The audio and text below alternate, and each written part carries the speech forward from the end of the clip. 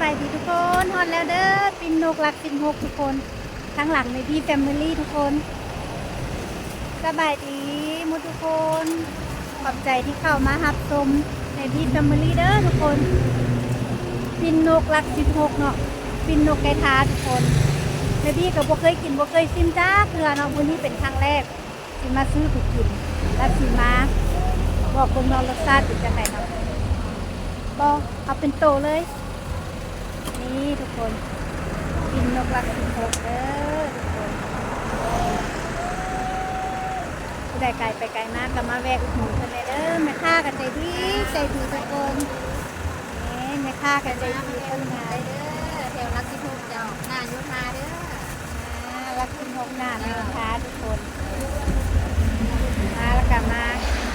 แวะเด้อทุกคนแม่บี้กับแม่บี้แฟมิลี่สิจ่ายเงินให้เพิ่นก่อนเนาะทุกคนเนาะนี่ทุกคน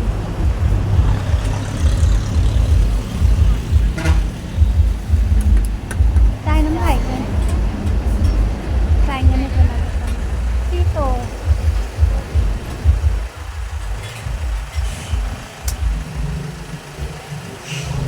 ขอบใจละลายขอบใจละลายเด้อแซวลงยูทูบให้เด้อ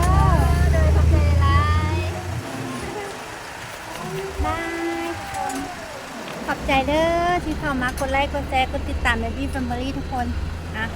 แดดกับฮ้อนวันนี้เด้อทุกคนอันนี้เมนโยธาเนาะทุกคนผู้ใดที่ว่าไกลไปไกลมาทางหลัก16บ่ฮู้เนาะอันฟากนั้นจะเป็นโยธาเนาะฟากนี้จะเป็นอันนกอันไก่ทาปินเนาะบ่แม่นปิ้งให้คนปินได้เด้อทุกคนนี่เนาะซื้อไปฝากให้นำเนาะให้เพิ่นก็ว่าอยากกิน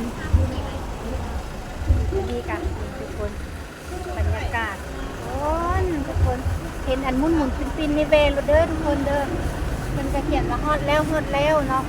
ฮอดแล้วปินนกเด้อทุกคนบัดนี้ฝากกดไลค์กดแชร์กดติดตามในพี่แฟมิลี่ในเด้อทุกคนบ๊ายบาย